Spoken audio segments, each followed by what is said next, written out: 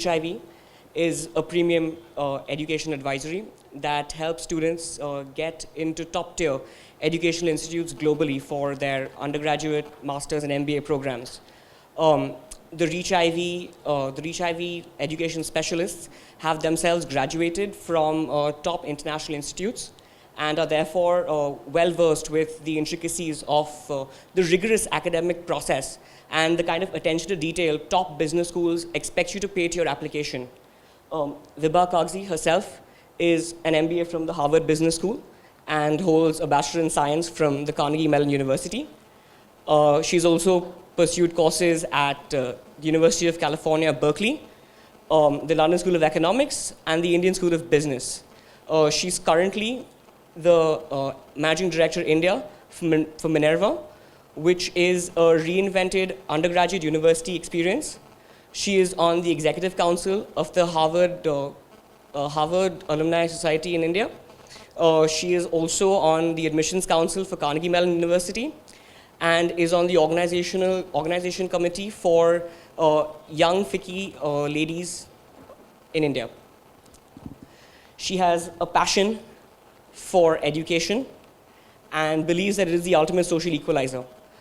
She wishes to help young individuals reach leading educational universities globally, and so she started the Reach IV program. Personally, I know Vibha through the Reach Out mentorship program that she founded around a year ago, and I find that her passion for what she does, her attention to detail, and her professionalism it's inspiring. I would also recommend that all of you all meet me if you're interested in the Reach Out mentorship program, knowing more about it, becoming mentors yourselves after the event gets over. Thank you. Thanks, Shalan. Shalan, it's been an absolute pleasure working with you too, so thank you for being part of our team. I'd just like to take this opportunity to introduce Grishma Nanavati. Grishma is on our website, so she's actually this mystery figure where we have lots of students do sessions with her, but she shuttles between Hong Kong, the US, and India, and she's here for the event so that this is her public appearance so that people know who she is. Grishma essentially handles most of our undergraduate and master's counseling sessions, so this is her in flesh and blood. She does exist for those who have done Skype sessions with her. Grishma grew up in Hong Kong, did her A-levels there, then went to the University of Warwick in the UK, and then did her MBA in the US. So she brings her global diversity of experiences to Reach IV. You want to say something? It's a pleasure to have you all here, and I look forward to Skyping with you guys, so now you know all what I look like. And we have a great two speakers here, and I hope you enjoy the rest of the event. I'm going to start with introducing our first speaker for the evening, Rupen Jhaveri. He graduated magna cum laude from NYU with a Bachelor's of Science in Finance. He's also been a recipient of a number of Dean's Awards for academic achievements, including the Founders Day Scholar. He's a principal at KKR India. As most of you know, KKR is one of India's leading private equity shops. And he's part of the investing team for the last 5 years. At KKR, he's involved with investments in Alliance Tires, Dalmia Cement, Bharti Infratel, and he's also represented on the boards of a lot of these companies. Prior to KKR, Rupen was at Goldman Sachs in its principal investment area and in Warburg Pincus in India, where he was also involved in a number of investments, including Mahindra & Mahindra, Syntex, Dainik Bhaskar. There was a whole list, I'm just picking out a few names. Other than KKR, Rupen is active with the Mumbai Angels, which is a forum for startup companies, and he helps out with community services with Habitat for Humanity. He's also an avid cricket and tennis player and plays professional leagues and in tournaments. Rupen, thanks a lot for being here. It's a real pleasure to have you. Thank you for the invitation. Our Stern MBA representative is Aprajit Bhandarkar. Firstly, Aprajit, thank you so much for filling in for Harsh Nanda, who was supposed to be here and unfortunately couldn't make it at the last minute. So this is very, very graciously accepted by Aprajit. Thank you so much. We really, really honestly appreciate this. Aprajit earned his MBA from NYU Stern School of Business with a specialization in finance, financial markets, and entrepreneurship. At Stern, he was awarded several scholarships, and some of them being very, very prestigious. One of them where only 5 students from the top 10 percentile are awarded the scholarship. He's also a CA and has a CFA. You're the charter holder for CFA as well. He's currently the Group Executive Vice President and Head Financial and Investor Strategy at Yes Bank. He joined the bank as an associate in 2004 and has been with Yes Bank ever since. And he took a 2-year sabbatical to go do his MBA. He's also an active sailor and is part of the Royal Bombay Yacht Club since 2005. And he took part in several sailing regattas at NYU Stern and outside. Again, Aparajit, thank you so much for being here. Thanks. So I'm going to start with some personal questions. So let's take a walk back in time. Tell us about your early years, school, family when you were younger. How did your school years influence you? Go ahead. Yeah. Look, I was in a lot of your shoes a few years ago. This is about 15 years ago. I grew up in Mumbai like most of you all, and at that point, trying to figure out what to do, okay? A lot of people in my family, unlike yours, did not go abroad. So frankly, I did not have anyone to look out to. Counseling services like yours never existed. Just talking to people and looking at the experiences, just came across a bunch of options out there. A lot of folks we knew went abroad. At that point, we had this brain drain syndrome going on, where a lot of people were actually moving out of the country. We had a reverse problem today. And one thing led to another. I think we realized that our educational system, at least back in the day, this is late 90s, very insular. HR, Jayant and all are very different places today than they were 15 years ago. We were just chatting about it before you guys came in. And frankly, there was not much to look forward to. It's a shame I'm saying this, but that was the state of our education system about 15 years ago. And we had these Ivy League colleges, we had non-Ivy League colleges, bunch to choose from. Do you want to be in a city? You want to be in a non-city location? Do you want to do liberal arts? Do you want to do finance? Do you want to do business? A lot of open questions. Frankly, did not have answers to any. Just did what a lot of people who said, just go apply to 10, 15 universities, see what sticks. I know that's not what you want to hear. You guys are here for a much more structured approach to where you want to be, but at least that was my journey. Frankly, I woke up fairly late in life. This was in March of the year I actually was going abroad. That's when I applied.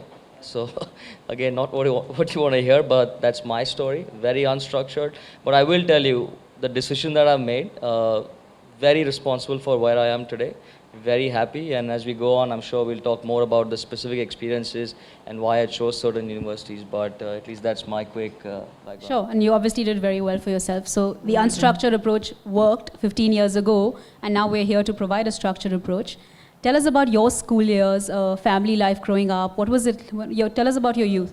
So basically, I'm actually from a relatively middle-class family in Bombay. So I grew up in Mahim, and I did my undergrad in Matunga at Podar College. So it was, unlike him, I didn't have the opportunity of going for my undergrad abroad.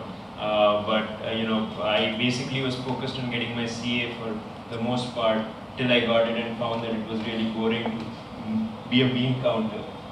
So the idea was obviously, I joined Yes Bank in 2004 when we were starting up. So we hadn't even got the bank license.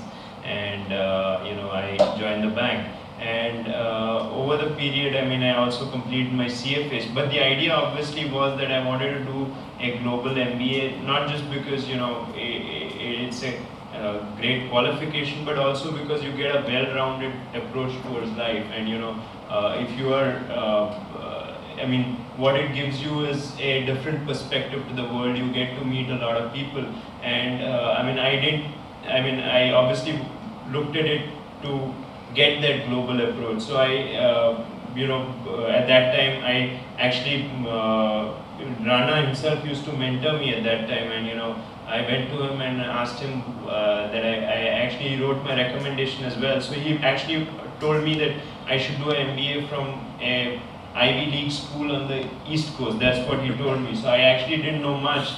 But he said, so I applied to Stern Wharton in Chicago, and I was basically a finance geek, so I wanted to do a finance MBA. That was what my focus was. So, actually got into one of the three and, stuck on. Just following up on that, with the CA and the CFA, what was the incremental learning from the MBA? Actually,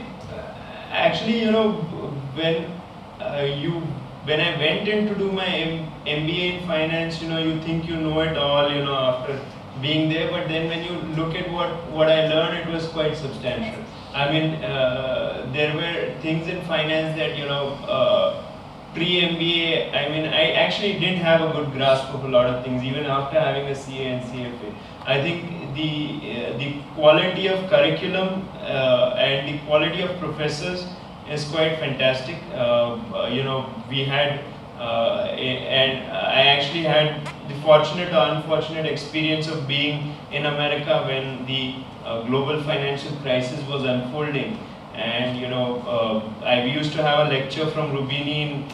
At the time, Lehman was going down. So each day he would kind of give us a newer perspective of what was happening. And some of the most fantastic classes that I've had, I mean, genuinely good understanding of academics. Especially, I'm the type of guy who will kind of go and sit and spend time with the profs. And even now, when I go back to New York, I definitely spend time with the professors. And really in-depth understanding of things that you wouldn't otherwise get if you were kind of reading through a book or things like that. And also we had real life events happening which were actually good data points for a lot of things.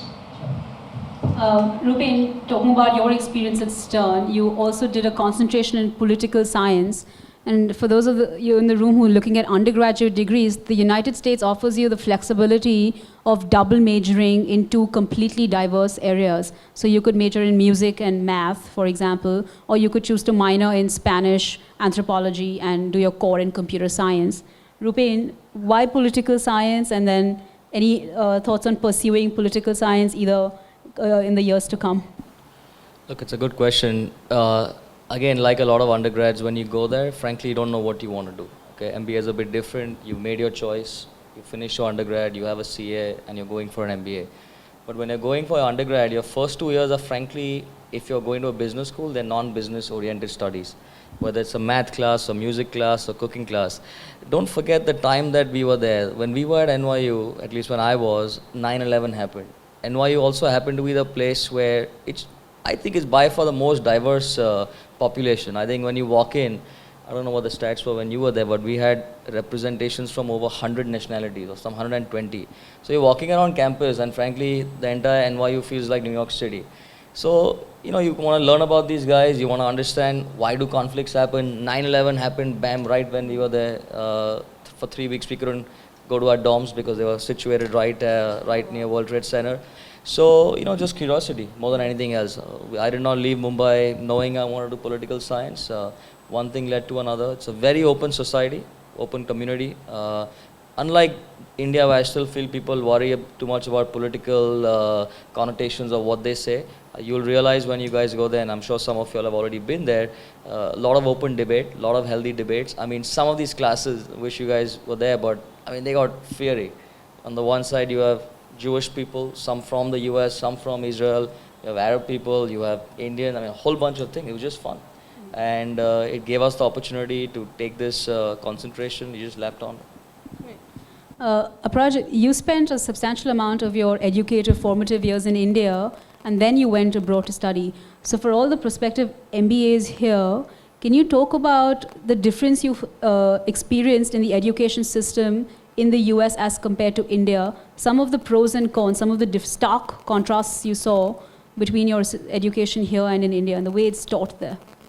I think it's completely different. I mean, the type of stuff that you do here vis-a-vis what I mean, even if you're doing an undergrad, I think if your parents can afford it, I'm sorry to say this, but if your parents can afford it, you should definitely try and even do an undergrad abroad. The quality of education is leaps and bounds ahead. I mean, to give you a simple example, you will get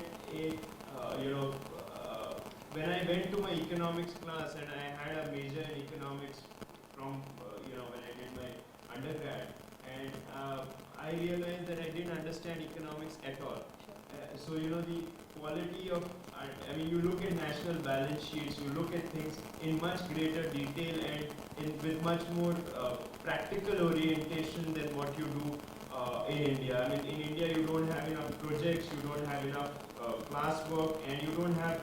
The other thing about it is that you also get to interact with a lot of people from different nationalities. So I had in my study team one Korean, one African American girl, one Indian American of Indian origin, a bunch of other.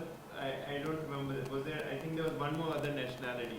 And you know, each time you go to different classes, you have different and fairly very intelligent people who just kind of you know, impress you at a very different level.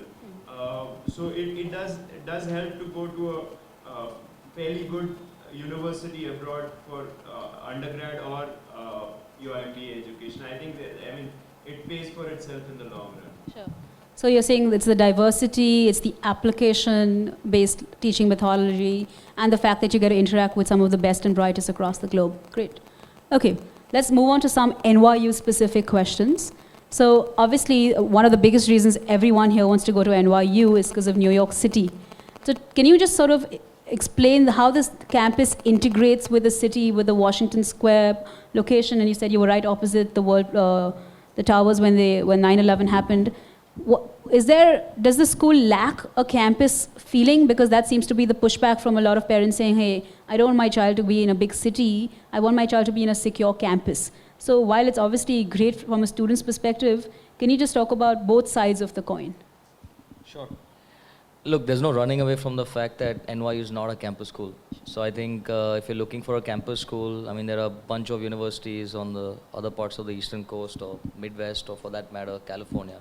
So I think whoever's going to NYU is going with pretty much eyes wide open. Okay, it is a city-based college, but the fact is that it's a fairly large city-based college. I mean, everything down south, 8th Street, for at least 4 or 5 streets and 3-4 blocks is NYU. We do have some dorms which are quite far away, and I was unfortunate, I guess, to be near World Trade Center when it happened, but that's kind of anomaly.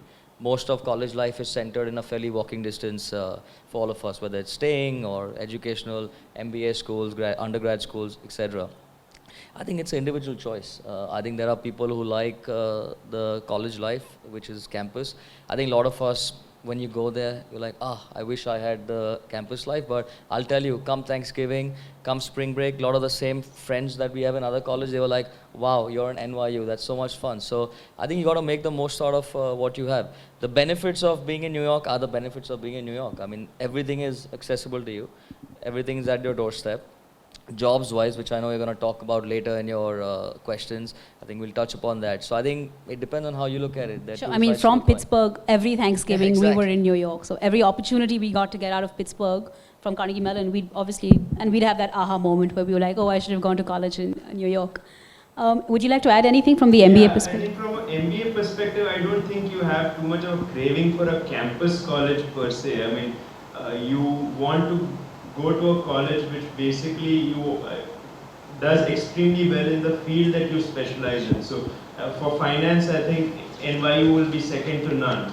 And the other benefit is that, you know, being within, I mean, you can actually literally, if you've got good legs, you could walk it to Wall Street, or, you know, I mean, any part of New York City is within 10-15 minutes from campus. And so if you're actually on, you know, searching for jobs, I think it's that much more easier, because, you know, you don't have, I mean, if you imagine you are in, say, a school, say, a top-end school in, say, Pennsylvania, or in, say, Massachusetts, or in any other city. I mean, at least Boston has got a fairly lively business community, but if you were in Pennsylvania, for example, you would have to travel to New York for the interview, and that adds that much more stress in the whole process.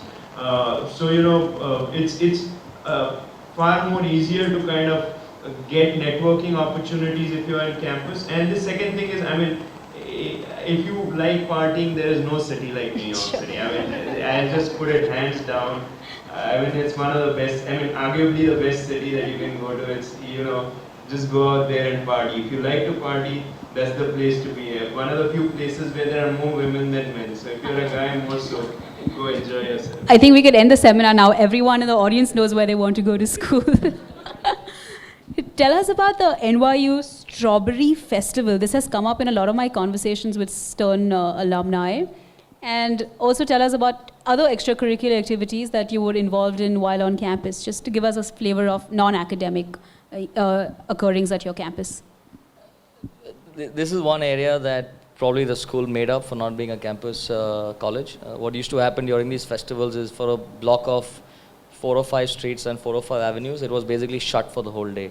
If you like strawberry shortcakes, if you like strawberry and cream, if you like strawberry cakes, that's the place. But I think more generally, whilst NYU Strawberry Festival may have come up, we do have a lot of street fairs that take place. So in a way, that just gives you a feeling of community, which frankly we didn't have because we were just so dispersed. Some people were staying at near World Trade Center, some were uptown, some had their own apartments. So these were things that were done to bring the college together. When you were in Pittsburgh, for example, or Pennsylvania, you have huge gardens where people used to hang out. We frankly didn't have. So we used to use these opportunities to kind of get together. I think there were lots of, we used to have something in college which basically was called an International Passport Day. So we in our class had about 43 nationalities. So each country had their own, small,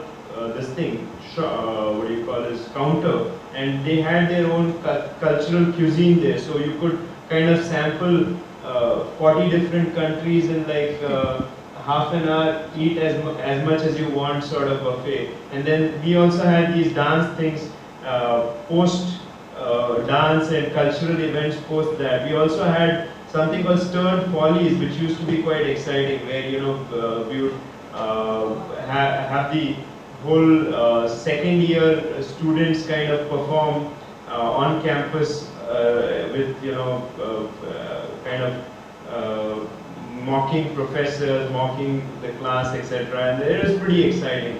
I think what I remember fairly vividly was the beer blast. So we used to have every Thursday evening in the basement, drink as much as you want beer for $100 a semester. So with pizza, and so that kind of led to the partying on Thursday evenings. It was fairly a consistent ritual. So that was pretty nice. You just need to be 21. Yeah, so I mean the MBA school, I guess most of them were 21. Yeah. You know how in the US, and especially when we contrast this with the UK, the student-professor relationship is fairly casual. You're on first-name basis with your professors. Some of them would invite us over to their house when they had like moved into a new house or they had a baby. It was very, and they do barbecue cookouts, and you could actually go and hang out with the professor and his wife and meet his kids. So was there any special relationship you shared with any of the professors? Or if you could talk about a specific professor who you had a deep impact on you, even in terms of academic learning. Anything you'd like to highlight about a faculty interaction you've had? Look, more than the specifics, I think it's important to know the cultural difference. I'll say 2 things. One is they'll tell you that no question is a stupid question. Okay, they encourage everyone to ask any sorts of questions. Secondly, they'll tell you there's no right or wrong. Okay, so I think that just tells you the DNA of professors, and this is not true for NYU. It's pretty much true for a lot of the Western educational system. So it helps people stand up, ask questions. You get more comfortable. Frankly, it's a less intimidating environment. I don't know which schools or colleges you guys come from, but a lot of times the schools or colleges that I grew up in, it was very difficult to go and ask debating questions. It was very difficult to go challenge what your math professor told you. Okay, obviously you were very young also at that time. In a way, that just you develop a lot of informal relationships. Secondly, to your point, a lot of these guys don't mind staying in touch. Okay, I do keep in touch with 2 of my guys. Work does take me to New York quite a lot, and to some extent Israel, because in NYU in particular, we had a lot of professors who used to come from Israel. Okay, they were on this international visit for 1 year, 2 years. So I go there, and they are more than happy to meet you for a drink, catch up. You were lucky to kind of have professors during the Lehman crisis. A few years ago, I remember going during the Euro crisis, and this guy was researching it. So just sitting there, you have a drink with them, you share perspectives. I think it's just partly peer-to-peer, because now you started working, you're no longer a student-professor, and partly you go back to your student-professor relationship as well. Very informal. I've had numerous good interactions with professors. Frankly, none of them, there's no one professor that stands out, but at least, yeah. Actually, we have a specific program at Stern where, once, two times in a semester, you can take a professor out for lunch. So, I did have the opportunity of taking fairly senior people out for lunch, and you do have a very good interaction with some of them. I obviously had a lot of, even now when I go back to campus, the head of economics is a gentleman called David Backus. I just kind of go there and say hi, and we kind of go out for a drink just behind campus. And there are some other professors, Viral Acharya, for example, he comes fairly frequently to India. He also comes to RBI and talks at RBI, etc. And we stay in touch every time he's in India. I know, and I kind of catch up with him. Professor Marty Subramaniam, who's fairly deeply entrenched with the India alumni. I stay in touch also, and during the crisis he was very helpful trying to find me good opportunities in terms of job opportunities, which was very nice of him. So fairly good interactions with all the professors, I must say. And even now, if I drop in a mail to any professor, I get a response within 1 to 2 days. I've never had a problem of getting a response from a prof. Great. So very sort of strong relationships that will carry forward for the next couple of years. Let's talk about travel. So by the time I finished my MBA, my friends were joking that, did you get an MBA in general management or travel and tourism? Because a big part of the MBA is, and even at the undergrad level to some degree, is this global travel, all the study abroad trips they organize, that organize to study groups. Can you talk about travel experiences at both the undergrad and the MBA level, and any impact that might have had on your lives? Look, at undergrad we had pretty short budgets, so I'm not sure we had an MBA in global travel by the time we were undergraduates. But I will tell you, travel was actually a pretty interesting part of our 4 years there. We did have classes where the school paid for your travel. So there was a class in our junior year, third year of our 4-year course, where we could pick 1 week between, it was Japan, Mexico and Sweden, okay? And we had a class of pretty much the entire class, 300 students. So 100 went to Mexico, 100 went to Tokyo, and 100 went to Sweden. It's a mix of fun and game, okay? The purpose of the trip was a global study program where you go and meet some of the corporations in those regions, and there were some specific assignments we were supposed to do.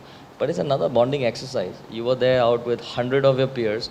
You were there for 7 days, and this is during spring break. So it's a lot of fun. I think the undergrad, which is slightly different than the grad, our classes used to run only Monday through Thursday. So technically there is a lot of travel time. I do know a lot of friends that used to travel, but the only caveat I would say is that New York tended to be the place where there were a lot of inward travel. So you were generally always stuck because your friends wanted to visit you on the weekend and you couldn't go out. So there are enough things to do in New York. So I would say, compared to a traditional undergrad going into non-city campuses, my sense is probably those guys would travel much more than at least an undergraduate in New York, barring for the study course programs. But sure, the MBA is slightly different. I think, yes, I did travel a bit. So I think one of the opportunities I had was, we had this MBA Cup regatta in Italy. So we had a bunch of people from our school. So there were 8 students. To give you a sense of the nationality, there was 1 Indian, 2 Brazilians, 2 Mexicans, 1 person from Honduras, and I think 2 Italians. And no one from America was representing an American B school. So it was actually a very, in fact, the language on the boat was Spanish. So they would kind of refer to ropes as Blanca Negro, and I would kind of look at, so it was a very different sort of experience. I think the other thing is that there is obviously an opportunity to do what you call as study abroad semesters with,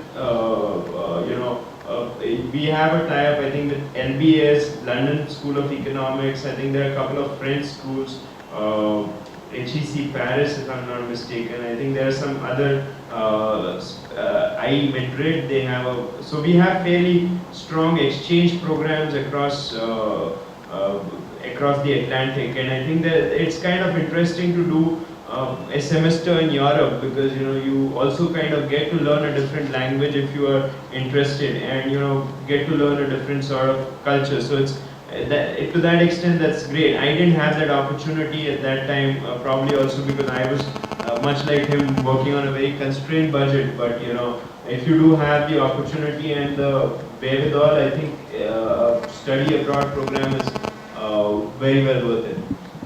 So just connecting with your point on budgets, I'd just like to get a sense of there's the scholarships that you managed to obtain. If you could just throw some light on that.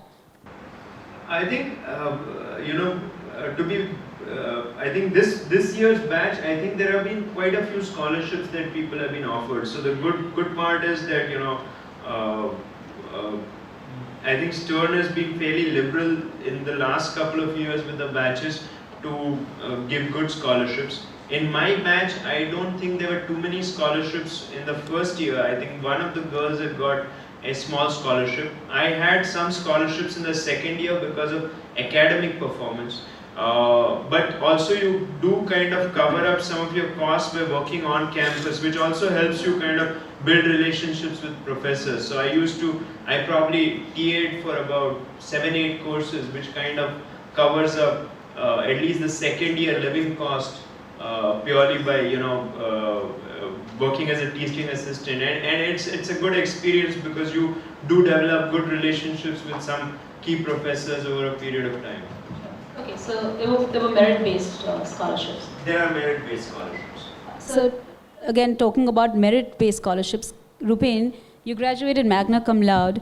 Could you just explain to the audience the grading system at undergrad in America, and specific to NYU, what did your distinction mean and how did you earn that distinction?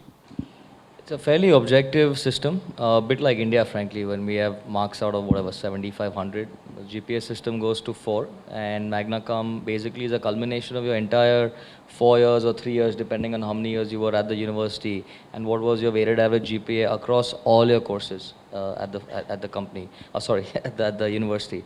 So Magna Cum is basically 3.8 and plus, and Summa Cum is 3.9 and plus.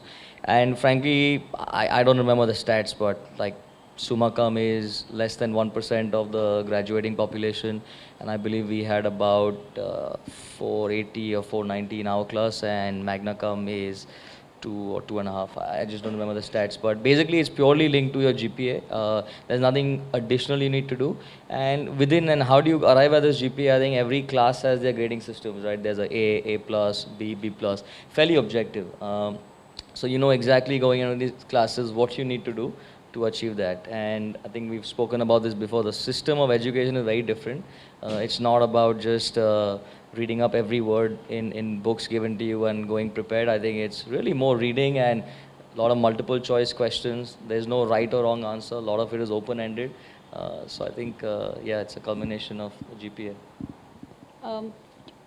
Can you shed some light on the grading system and especially any of the honors and merits that you awarded yourself? I think there is, in the first year, there is a system, a award called Stern Scholar, where if you get a 3.7 GPA and above, you end up qualifying for that. And then, there are scholarships that are available or opportunities that are available for projects, etc. So I completed one thing called Inai Block scholarship, which was basically a paper that you had to write on. So I had to submit a thesis of what my paper will be, and then my paper got selected, and then I had to do a more intense 6 months with a professor where we kind of did a research on venture capital investment in America. So that was my thesis. So you do have opportunities that way. I think the GPA system, to be very honest, in MBA, I hate to say this, but I don't think GPA is that very important. I think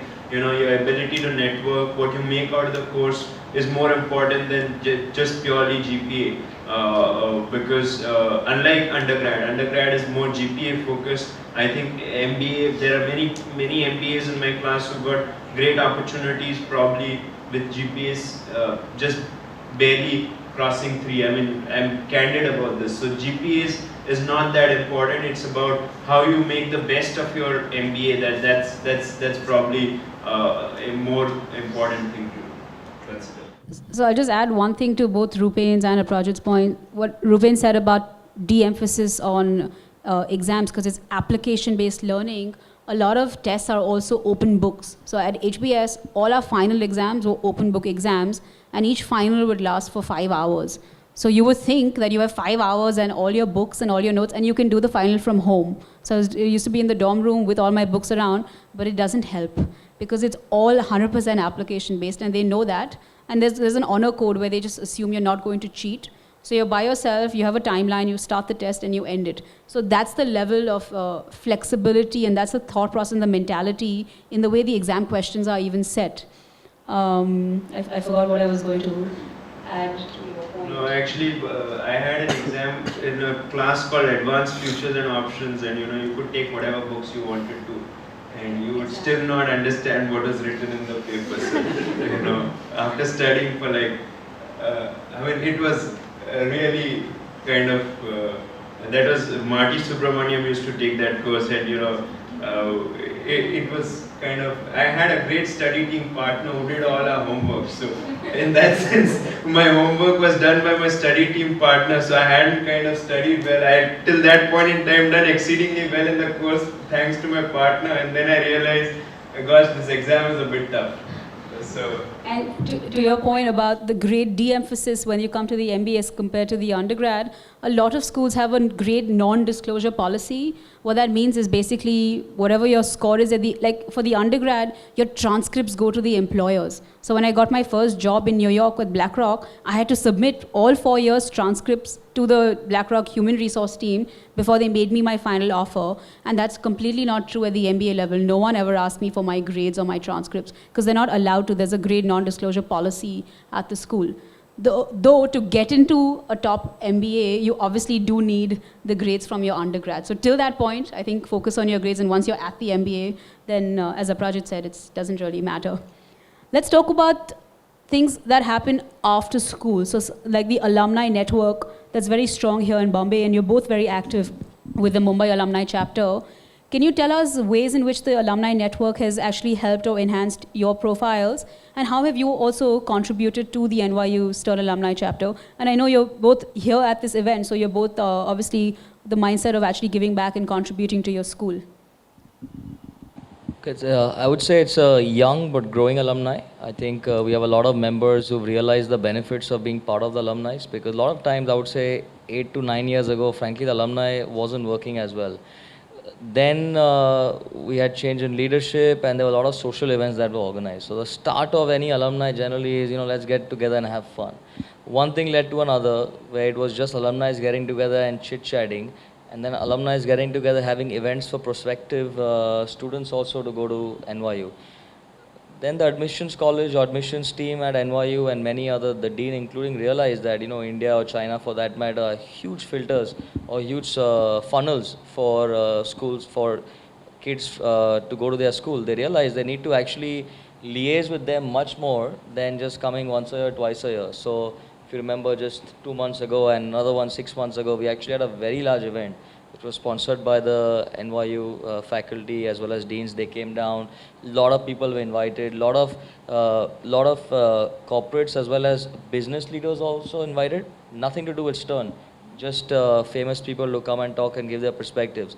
So I think one, it helps to network internally. I think for all of us, what you did in the MBA, I think you pretty much continue, because you may be batch of 09, there are kids in 10, 9, 8, many more, right? So you meet a lot of people from different fields of life. And one thing leads to another. You don't know which business opportunity comes from which corner. You don't know that some guy who used to be 3 years junior has, started the next Google, and you can go work for him. So I think it's very critical not to forget to take advantage of the people who've been through the same course as you are. And there are so many things in common to talk to, whether it's the NYU Strawberry Festival or these regattas that you go to or a whole host of things. It's very easy to connect with people even if they are not your friends, but they've been through the same experience. I think one more thing about having an international MBA is that, my job actually, I basically meet investors. So I end up traveling fairly frequently. And, if I'm in London, I do have 3-4 friends out there. If I'm in New York, there are 3-4 friends. If I'm in Chicago, there are friends. I mean, you mention a city and you dial a number, and you probably have a friend out there. Any city that if I decide, even a Stockholm, I might look up my Facebook and find someone around that area. So it's useful to kind of have a network which you can tap into if as you grow more global. I think going to a global B school does help in that sense. So if I decide even to go to Brazil, I might find someone. So even when you're personally traveling, you end up kind of meeting someone. So there's one very close friend of mine in Paris who I end up meeting every now and then, and he invites me over to his chateau in south of France. So that's the sort of network you end up kind of developing, which I don't think doing a non-international MBA would give you. And I think for any B school that network does exist. Great. So thank you guys for those insights on NYU. Let's move to some professional questions because we have some, both panelists have very, very deep and rich experience, and I want to honestly learn from this experience myself. Rupen, starting with you, you worked at the best firms, Goldman Sachs, Warburg Pincus, and KKR. I'm sure a lot of people in our audience, these are dream companies, dream jobs. You've actually had three, you've lived the dreams of three people in this room. Tell us about the experiences. Give us a little sort of sneak preview into Goldman, Warburg, and KKR. In what way are the firms the same? In what way are they different? Talk to us about the culture you experienced at the firm. Give us a little insider perspective. Look, tough to compare and contrast these three firms, but I'll tell you why we ended up at these firms in the first place. When you're undergrad, at least what I found, and a lot of people, my wife also went to NYU, we frankly don't know what you want out of life, okay? That's the reason why you're there, out there in the undergrad, you're doing a whole bunch of classes. I've done a cooking class, okay, for all it's worth. Still, I'm a bad cook. But at the end of the day, we did a lot of finance classes. We had people, I was telling you on the phone, at NYU, one of the key things I never knew that we had people who used to work at night at these investment banks or these financial firms, and that gave them an edge when it comes to interviews. So you're breathing finance, you're there. Is that what you want? I don't know, okay? And then one thing leads to another. You do summer internships, you like what you see, and one thing led to another in terms of jobs. And once you actually start working, you realize that a bunch of extremely bright people, very driven, whether they are from NYU or whether they're from HBS or Stanford or MIT. Critical thing that is common across all these firms and all these places where these people come from in terms of education is discipline. I can tell you that the work ethics of this firm is extremely high, okay? We've had days where we work for only 5 hours a day, but trust me, there are days where we've not gone home for 3 hours, okay? 3 days. We were literally all-nighters. So people want you for your aptitude, people want you for your hard work. It does not matter what your GPA is. I think you were mentioning that a lot of your friends who probably didn't make it 3 but are at prestigious institutions, it's your attitude that matters, okay? I'll tell you, a lot of these people are pretty bright, and the difference is not much because they are at these firms already. What differentiates you at these firms, and I've been doing this for 10 years, it's your attitude on the work, okay? And I've seen a huge difference at some of these financial firms where your proactive attitude, your perseverance, your ability to say, yes, I will go figure it out, makes a huge difference as opposed to just having a follower attitude, which is, okay, I got someone else to take care of it. So again, nothing in specific. These are all good names for different reasons. I was at different times at these firms, but touch wood, it's been a great experience so far. Great. Aparajit, you had one long stint at one company. You're part of the founding core team, and you've seen the company grow from a few people, literally a handful of people, to where Yes Bank is today. Please share your journey with Yes Bank, some of the key learnings you've had along the way, and what are the challenges you face when you scale a company from a handful to a massive organization? So actually when I joined Yes Bank, I didn't even know what I was joining. And one of my friends had just kind of joined Yes Bank, so I said, he called me and said one day, why don't you come and meet management? So I joined the bank, and I didn't know what banking, I was doing audits of banks at KPMG, but I kind of didn't know much about banking to start off. So in that sense, it was a completely learning experience. And I think working in a startup, there's a lot more to learn than if you were, and it's very different. So if you were probably joining a MNC bank like a HSBC or a Standard Chartered, they're great organizations and a great place to work, but it's fairly, you will be doing a sort of, unfortunately, a pigeonholed role, or you will be having a limited role. I was kind of involved in actually physically setting up branches to, setting up the journal accounts of the banks, to setting up, various parts of the bank to start off with. And I think over the last 3 years, I've been focused on doing what is effectively an internal corporate finance unit where, I understand, develop the strategy for the bank, raise capital for the bank, interact with rating agencies, interact with investors. And I think the MBA helps in the sense that, for example, there's an investor who came in yesterday from San Francisco, starting his firm there, and I could kind of talk to him one-on-one and add a different perspective. I mean, that's actually useful to have a global MBA vis-a-vis having studied all in India. So you do connect with people at a different level. There are times where I go, there's times where there are fund managers in Chicago who I talk to about the White Sox and what the score is in baseball. I mean, that's interesting conversation. Probably not from a perspective that you're selling in the firm, but he does feel a lot more comfortable when he's talking to you in the this thing. Right. Rupen, you were the second member to join the KKR team. You've been there since their start in India. Tell us about your journey with KKR and again, some of the key learnings and challenges through the last years. Frankly, my professional experience has mirrored my approach to, or my so-called approach to undergraduate studies, which was unstructured. I frankly got lucky. That's the mantra. But that being said, on a more serious note, I'll tell you, each of these jobs were frankly not through headhunters. They were not through perseverance, purely network. I think I'll just bring out the points that were discussed earlier, is that one of the benefits of going to those institutions is what you make out of it. You want to keep in touch with people, whether it's your peers, your seniors, your juniors, professors. You just never know what leads to, one thing leads to another.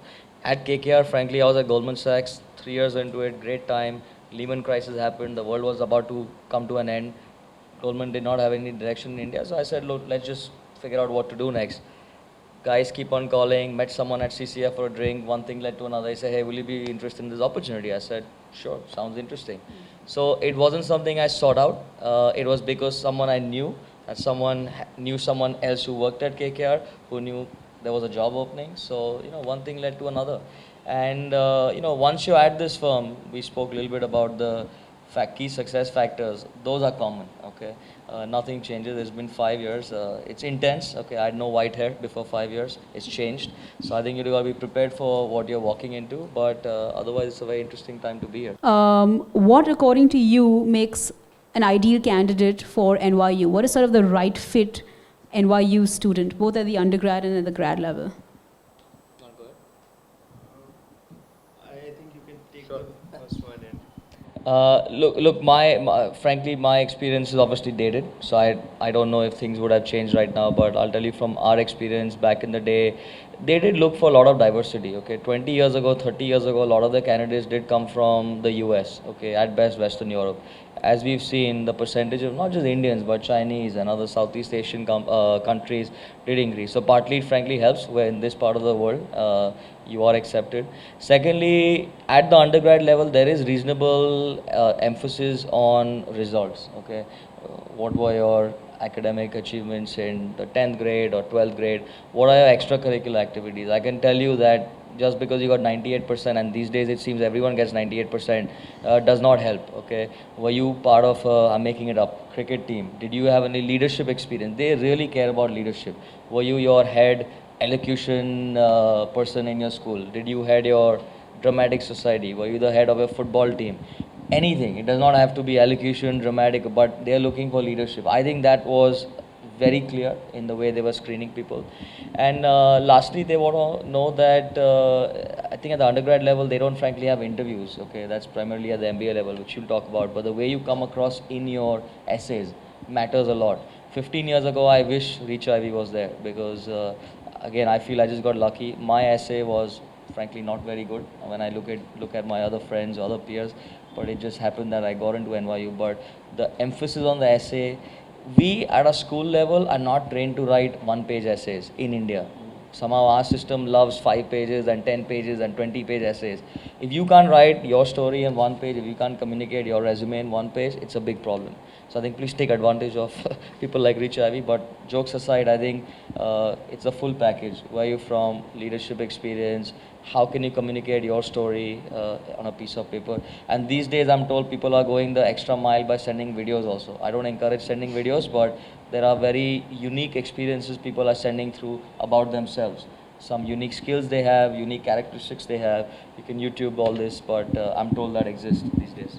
You know, Rupen, when we went to college, there were the IB schools didn't exist. Yeah. You know, so from JB Pettit, where I went to school, there were a handful of us who went abroad, and from your schools as well. Like Greenlands had a few people, Cathedral maybe had a smattering of people. It wasn't that common to go do your undergrad abroad. Today, with all the IB schools mushrooming, it's a norm. A lot of students are going abroad, so it's so and. The US universities haven't kept pace with us. It's not like NYU has now 6 campuses or there are 6 more Ivy League universities. So on the supply side, the universities haven't kept pace, but on the demand side, there's so many more students applying from India. So it's just so competitive. Just being, you know, the head of the Dramatics Club and the, you know, the Model United Nations General Secretary, that's sort of the norm. These kids are now, you know, it's normal to be that and get your 2200 SAT score. Now the question is, what do you do? What else beyond that? So it's just we're just lucky we got your NYU and I got my Carnegie Mellon at the right time. So tell us about at the MBA level, the right fit. I think MBA is slightly different. I think your essays, many, and not just for NYU, many other essays, they ask you what you want to do post your MBA, and actually that is not just to get into the B school. I think to have a very clear perspective of what you want to do, because at the end, to be very honest, you're investing 2 years of your life. You're investing a lot of. To be very honest, it's not a inexpensive education. It's very expensive. So you should know extremely well what you want to do and what you want to seek out of your education, and that ought to be reflected in the essay. And it's actually a soul searching also. And to some extent, when you are drafting out the essay, you sometimes know that what your aspirations are and what the B school, it's a natural fit. It's a self-selecting process in that sense. So that's I think important. I think there is a third essay in third question in Stern's list. There are just 3 questions in the essay program there. This year it's 2 actually. This year is 2, is it? And the second one is describe yourself or something like that. And Describe yourself to your classmates using any and form. you can even put, as he mentioned, a movie or things like that. And that's kind of an interesting one to kind of. You do have to put a lot of creativity and thought process into it to, kind of put that through. I think the MBA is actually. The selection process is more about, the way they look at you is, if I get this person into my course, what will he add and how will he be a great alumni?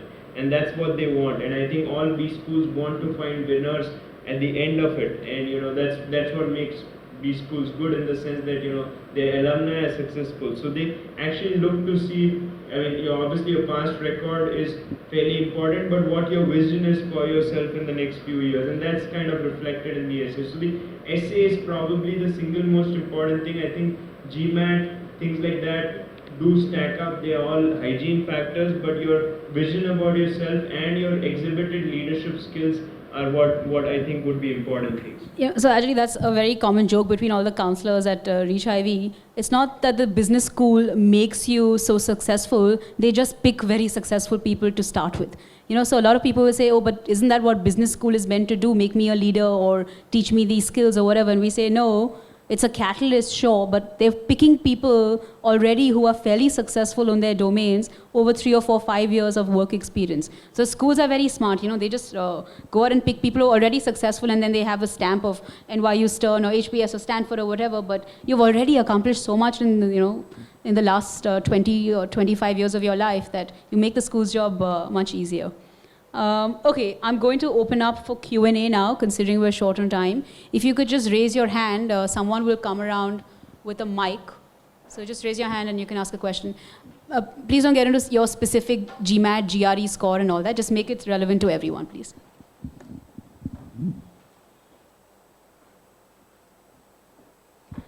Related to the admissions itself, like you mentioned, GMAT, etc., is a hygiene factor.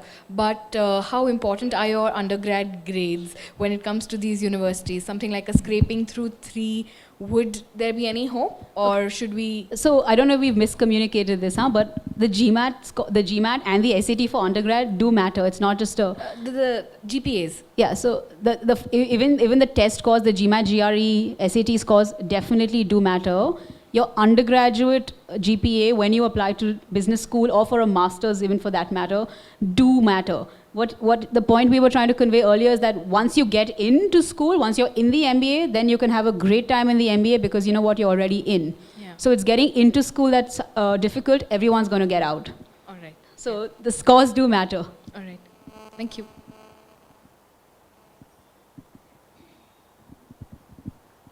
Yeah, hi. Aparajit, this question is basically for MBA. Like, I was going through the website, and there's a very strong focus towards a culture called as Sternites. They talk about that we are Sternites.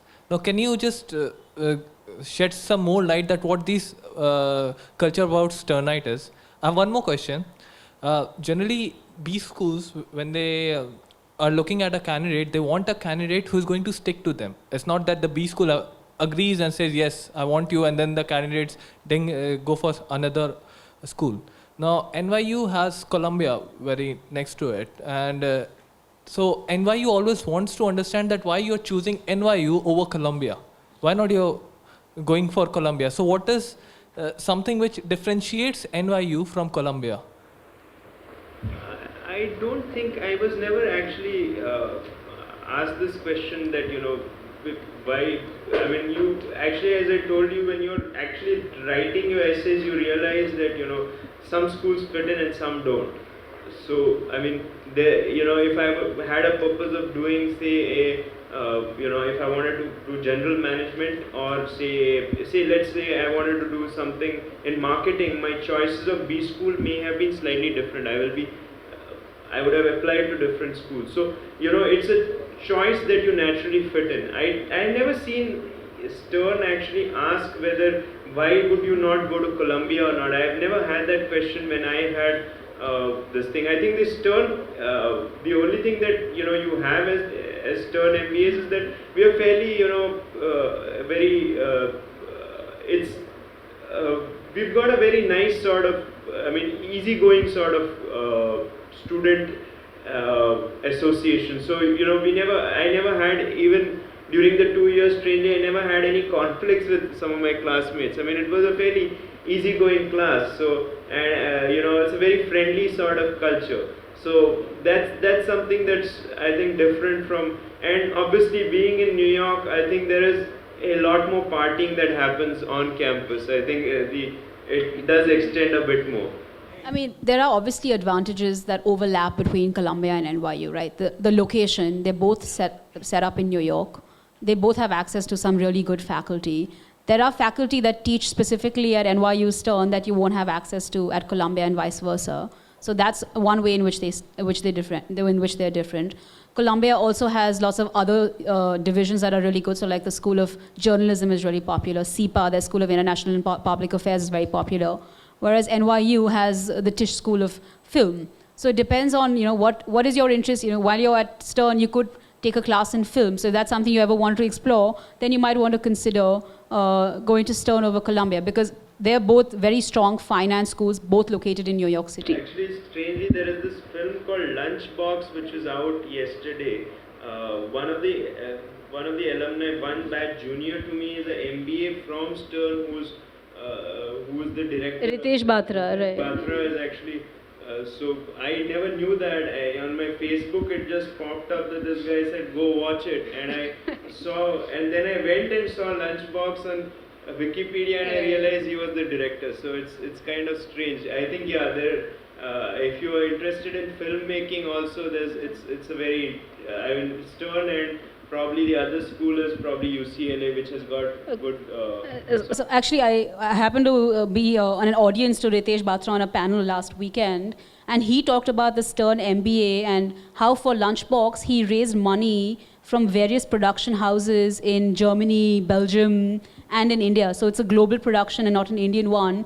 And obviously the skills and then, all the global aspects you brought up in your talk were instrumental in him doing that. So even if he's now a filmmaker, he does come from that business context, which also helped him. Actually, we come across the question like, what are your significant achievements? So which kind of achievement actually impresses the adcoms, and can you give the specific example, like typical MBA entrant, AV school entrant, which kind of achievement they have before entering the MBA? It so varies based on the person. Like your most significant accomplishment could be something that happened between, let's say, you and your father, or it could be an accomplishment you had at work, or it's not that you have to showcase that, it was my first job and I helped save $1 million for the company. That's not necessarily your most significant accomplishment. It's the level of impact you've had on a situation, on an individual, in a company, in a country, that really qualifies for a significant accomplishment. So it's a degree of impact. Okay, and my second question is regarding social entrepreneurship. Actually, I aspire to be a social entrepreneur and want to work in India. So is it okay for me to do an international MBA or search for an Indian MBA? Actually, there's one, if I'm not mistaken, there's one guy in my class who used to do an executive MBA. He is actually a social entrepreneur. So I think there is some context to doing it. I think it might be of interest to you to look at it from that perspective as well.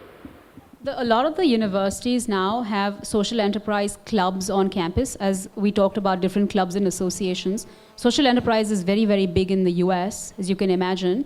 We also have social enterprise business plan competitions where you come up with business ideas that have social impact, and these are run across different business schools. So they're not native to one school. You could have a team from Stern go to the social impact conference and the competition at, let's say, Wharton.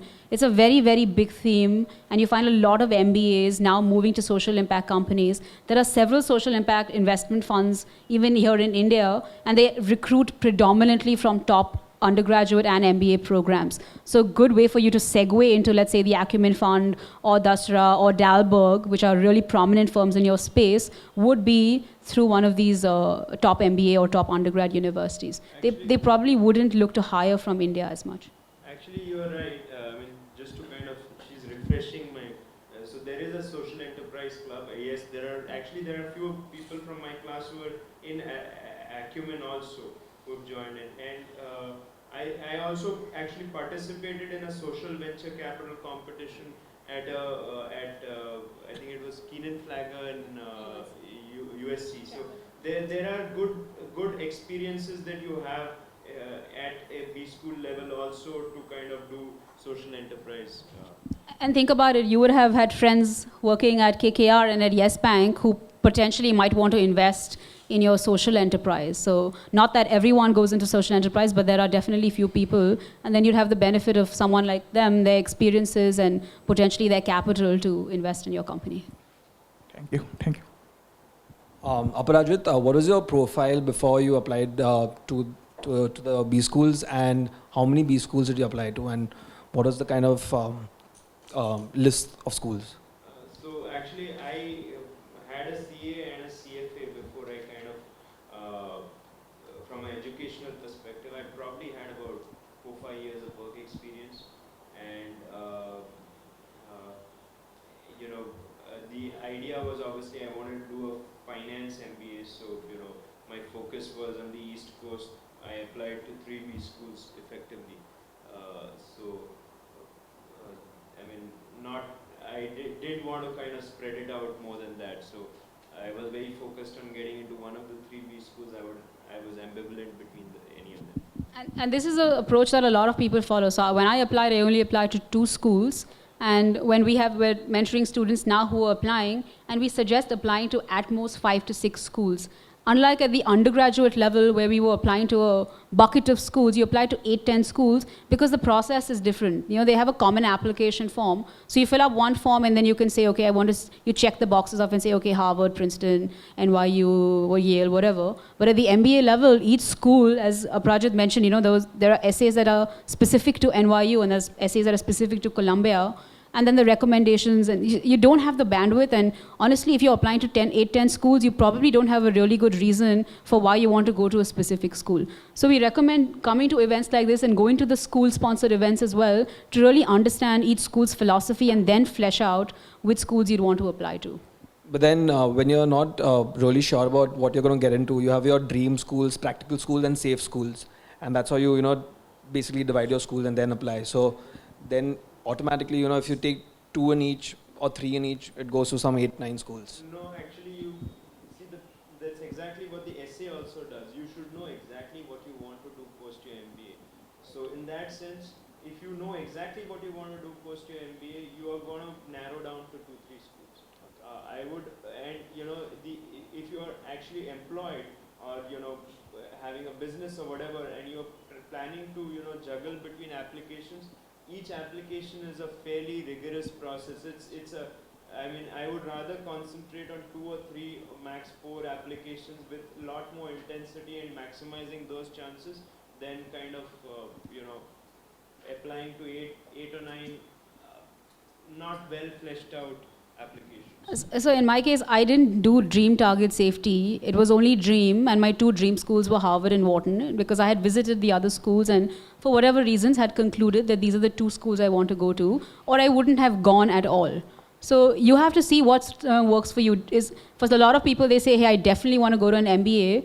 Do you want to have 2 backup schools, or can you apply to 1 school that you really want to go to and you're fairly confident of getting into? So maybe the bucketing you mentioned was okay, but the number of schools per bucket you might want to reduce, because as we are saying, and once you start the applications, you realize that it's a lot of work. Sorry, last question for Aparajit. How's the marketing and advertising faculty at NYU? I know it's a very finance-centric program. Stern is a finance-centric program, but is the marketing and branding and brand management faculty strong enough? Actually, surprisingly, yes, we do have a fairly good marketing faculty. Outside of finance, from Stern, I would say the second largest contingent would be marketing. So marketing, we do have some really good professors. I didn't take too many marketing classes, to be honest, so I can't kind of get that, give you that flavor, but outside of finance, I would say that's the second largest sort of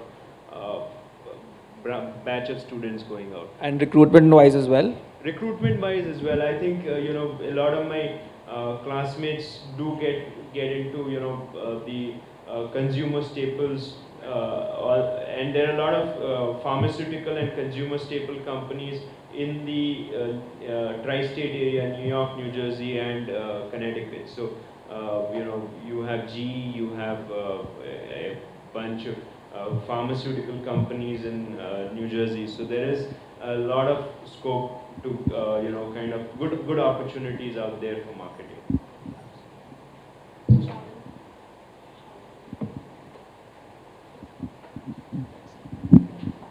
This one's for Aparajit again. When you were at NYU, what determined your selection of courses? Like the courses you selected, how did you determine that these were the courses that I want to do while I'm here? I think there are a lot of great professors. So many a times you do want to kind of take some of those classes. Like there was, there's a professor who's, I took a class on statistics, which was on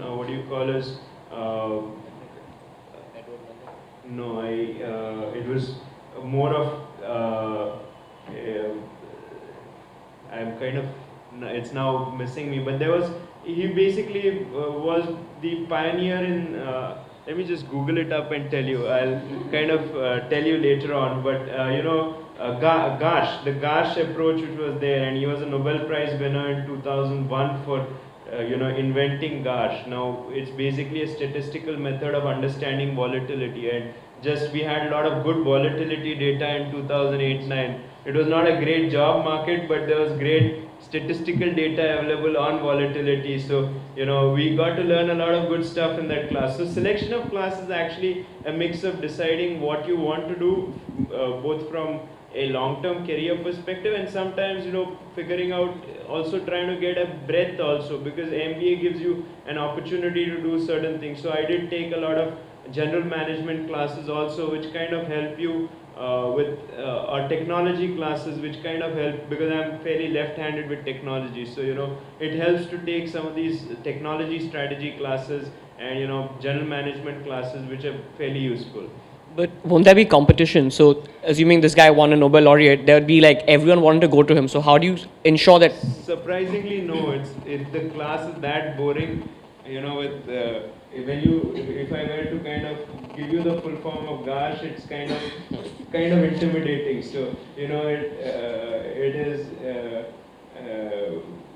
is general autoregressive heteroskedasticity or something like that. So when you kind of put that on the class curriculum, there are not many people who want to take up that class to start off with. So you get actually a lot more one-on-one time with the prof. I could take him out for lunch, so it was kind of interesting. I mean, so you decide on your profs, you decide, and if you want to kind of, you obviously have to put a lot more weightage on certain profs you want, and certain profs you kind of you have to put that optionality. I think that's there in all B schools. I think.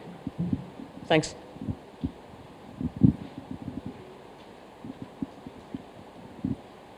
Aprajit, like in your case, you were very clear what you wanted post MBA. A lot of times people do MBA to change what they want to do going ahead. So you might be doing one field before MBA, and you take MBA as a step up and move on to something else. So it might be difficult to sometimes convince the AdCom of what you want to do post MBA, given that your background has clearly been not been that. So how do you approach, or how would you approach such a situation? I think many students are actually looking to do an MBA to transit into something else. I would say about a third or half or more than half. I cannot put a number on it, but a lot of people are doing their MBA. So there were people who were ex-military servicemen who were there, or there were people who, one of my study team partner was in Discovery Channel, and then she wanted to join Wall Street to do banking. Now, I mean, it's as so I think it's not very difficult, so long as you know what you want to do and you have that clear vision outlined in your essay. I think that kind of is with what captures it. And I think a lot of people who I mean, there is a challenge to kind of do finance for non-finance background people, but then you kind of there are a lot of people who were up the learning curve very quickly, and there were people who were really smart. They impress you with their understanding of finance, though you think you kind of know it and want to talk as if you know it, but there are really surprisingly smart people who work a bit harder, but they get there eventually. Thanks. Hello everyone. Just wanted to know, like in India, if you want to get into finance investment banking perspective, getting into MNCs like Goldman Sachs or JP Morgan. You should ask him, he's more successful in that. No. So what I have experienced is, if you're not from the top 3 ABC, then you get as an analyst, where people from US schools, they join as an analyst after the bachelor's. We join after our MBA. So if I want to do a second MBA, which I'm looking forward to, and that too in finance, because I want to be in this industry and drive it forward, is it fine to be working as an analyst here in India? It's more of an offshore business. You get to go there only for 3 months or 2 months every year to the front office, but again, you work on offshore business, offsite side. So is it fine to work for 2 to 3 years, or move to an Indian IB perspective and then have a front office experience? Not sure I fully follow your question. Can you just clarify it? Yeah, if you're not from the top 3 business schools, then you do not get a front office role in this big banks. If you are from otherwise you join as a offshore, like a back end kind of a thing. Yeah. So is it fine you work for 3 years in the back end in India, where you have only stints there, or is it better to move to an Indian setup perspective, like small boutiques or small IB, and then make a difference there? Which experience would count Yeah, more? look, the fact of the matter is you're right. I think generally ABC, which is for the rest of people, IIM, ABC, that's where most of the candidates get picked up for at least investment banking jobs. And companies like JP Morgan or Goldman Sachs do have their back offices. In fact, at Goldman Sachs, it used to be pretty big at Bangalore. There were some 3,000 people or 2,000 people. And within that, the investment banking analysts were about 100 or 200. But some of them did make it to the front office. I think ultimately it depends on are you willing to cut it out. In fact, we're in the middle of recruiting, and one of the resumes I came across was someone similar who spent 2-3 years in the back office, then another 2-3 years in the front office because that person did not have a IIM ABC. So I think that's a very personal choice. I'm not sure I can necessarily advise. I think you can try both depending on how many years you're willing to slug it out. Some people say, look, it's not worth it. I'm going to be 6 years, and frankly, I'll still get a title that is equivalent to someone who's just graduated from a US undergrad. I think that's a personal call. Like you spend your 3 years, and if you try for the MBA at New York, how does the ADCO looks at your profile compared to vis-a-vis other profiles? Because here you do not have much of a customer-facing role; it's more a back-end role. And how do ADCOs look at 3 or 4 years of experience? Maybe. So actually, I had a classmate of mine who had worked in Bank of America in a similar sort of knowledge outsourcing unit, sort of non-front office role, if you will.